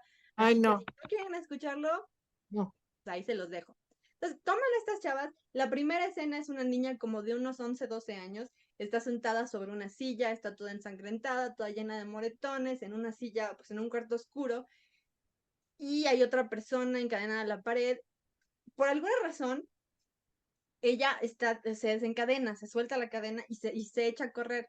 Entonces ella va como llorando por la calle, así Y luego la llevan a un orfanato, crece en este orfanato y se hace amiga de otra chavita, que es la única chavita a la que la deja pues estar cerca, no le gusta que la toquen, no le gusta que le hablen, se hacen mejores amigas y la chavita que no fue torturada toda la vida hasta la adultez, se dedica a cuidarla, se dedica a sacarla de problemas y cuidarla. Un día la chava torturada, ya de adulta, le dice que encontró a la gente que la torturó y que quiere tomar venganza. Entonces te cambia la escena a una cosa, a una familia que está comiendo, una familia completamente normal, que está comiendo, están discutiendo con sus hijos acerca de las actividades deportivas del día, todo completamente normal. Entran estas dos mujeres, la chica torturada y la mejor amiga, y matan a la familia. Entonces te quedas así como, la chava que no fue torturada, todo el tiempo está pensando, no, te equivocaste y acabamos de matar gente inocente, son niños, ¿cómo crees que esto, qué es lo que está pasando? Encuentran finalmente un túnel dentro de la casa y siguen el túnel hasta una especie de laboratorio, digamos, de laboratorio pues brilloso, en donde encuentran a una mujer que está encadenada, que tiene una cosa de acero aquí en los ojos, sobre los ojos, que está taladrado en su cráneo, de hecho, está toda llena de cicatrices y está pues muriéndose de hambre. Es, es muy gráfica la película, es muy, muy gráfica la película. Entonces, ellas piensan que ya se terminó esto, ellas piensan que este es el final de los traumas de la chava, que aquí es donde termina todo. No les voy a decir exactamente qué sucede, pero sí les voy a decir que fallan, no terminan ahí las cosas. Hasta ese momento, ellas estaban convencidas que solamente la tortura de la chica había sido obra de un psicópata individual, y resulta que se dan cuenta de que no es un solo tipo, sino que es un grupo de gente, y que este grupo de gente es increíblemente poderoso.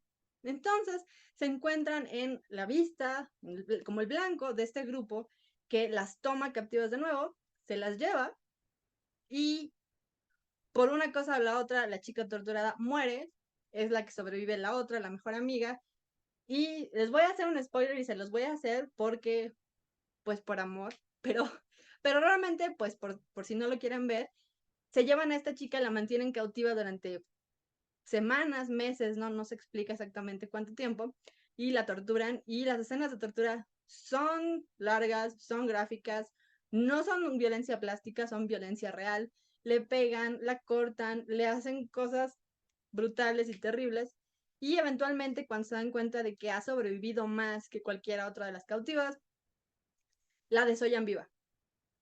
Entonces, sí se ve la desollación, desollamiento, sí se ve cómo la desollan, y, y nada más le dejan como la carita con piel, y se dan cuenta de que pues este es el testigo que estaban esperando, esta es la chica que ha llegado, digamos, al nirvana, si se usa esa palabra, el nirvana, y se vuelve una santa en sus ojos. Es detrás de toda esta tortura, enseñan fotos de víctimas de tortura reales, en guerras, en situaciones domésticas, en lo que quieran, de mujeres torturadas que sobrevivieron cosas brutales y nadie supo cómo sobrevivieron.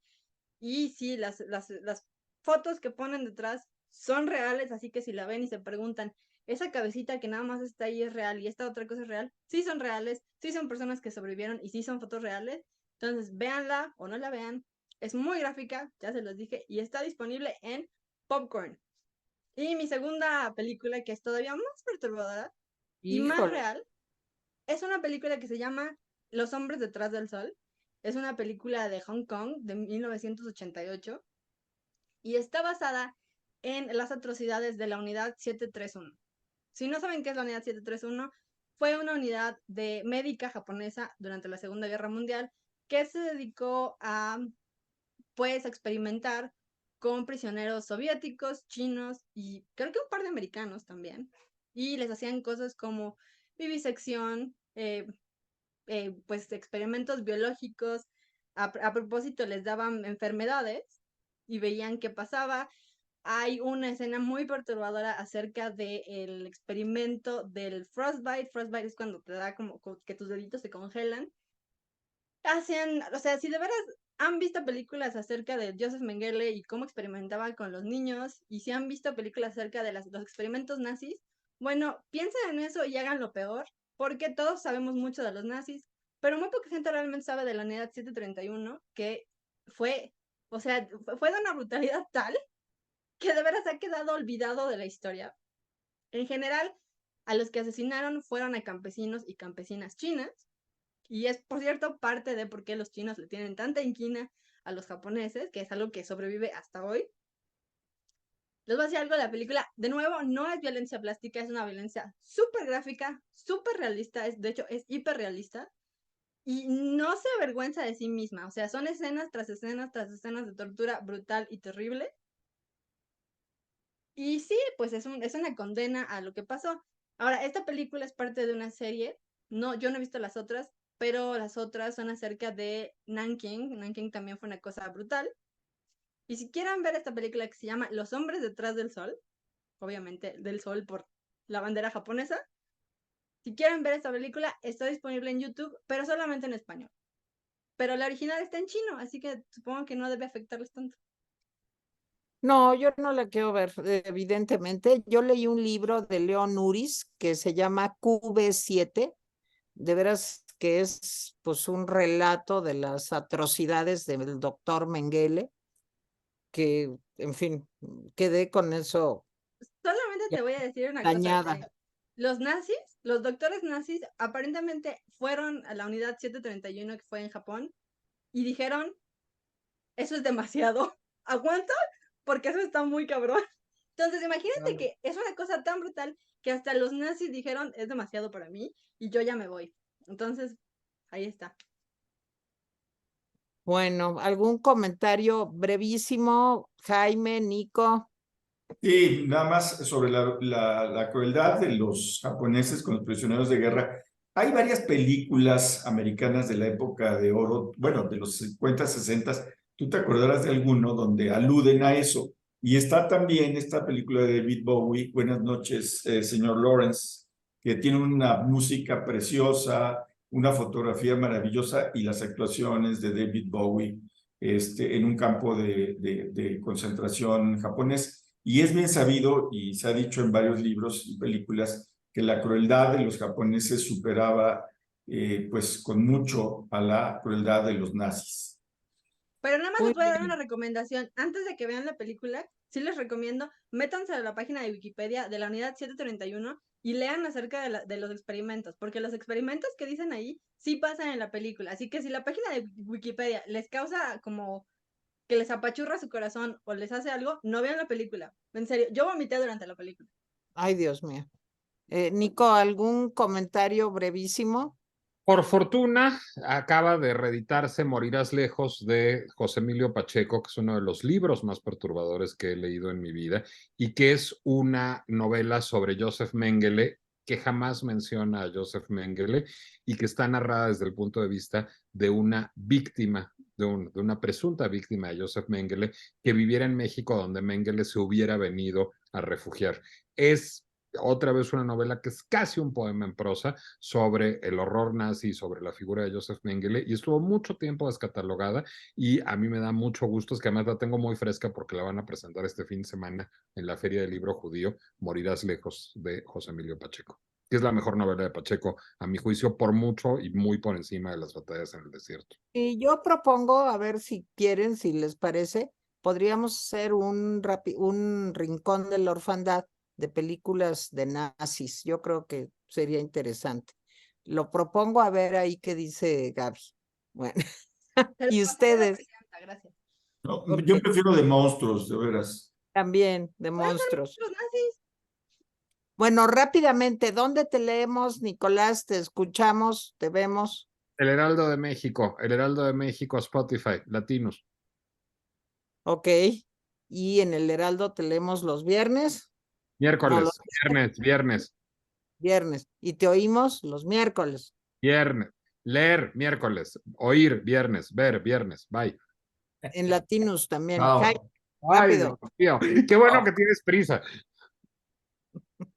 Jaime, rápido. En el Rapidín 3 veces al día, excepto los viernes que nada más salgo 2.